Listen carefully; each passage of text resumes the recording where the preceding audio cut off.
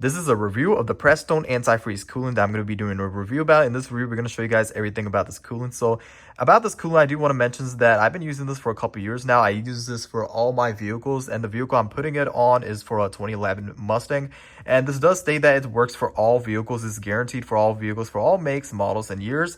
And what I love about this coolant in particular is this: do not add water, it's pre-diluted, so it's 50-50. You don't have to add water. As other coolants, you have to add water. This, what I love about the Prestone is that you don't have to do that. And also states is the engine life. So pretty much it'll last, pretty much as long, like pretty much the lifespan of the engine itself. So that's one thing I love about this, is that it is true that it lasts longer. Like, I've been using this for on all my vehicles, from a Lexus to a Mercedes to an Infiniti. Pretty much this coolant lasts for the lifespan of the engine. So yeah, that's one something I wanted to discuss about this particular Prestone antifreeze coolant. But what I'm going to do now is I'm going to pour this into my vehicle and show you guys the how you really install this.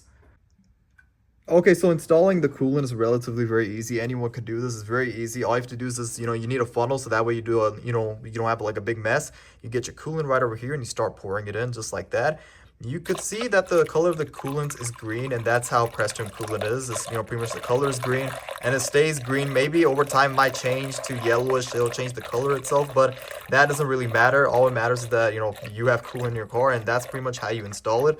And then to make sure how much coolant you're putting in, then all you have to do is pretty much lift the funnel up a little bit to see how much exactly coolant you have in your car. But yeah, that's pretty much it when it comes to installing the coolant, that, and you're ready to go after that.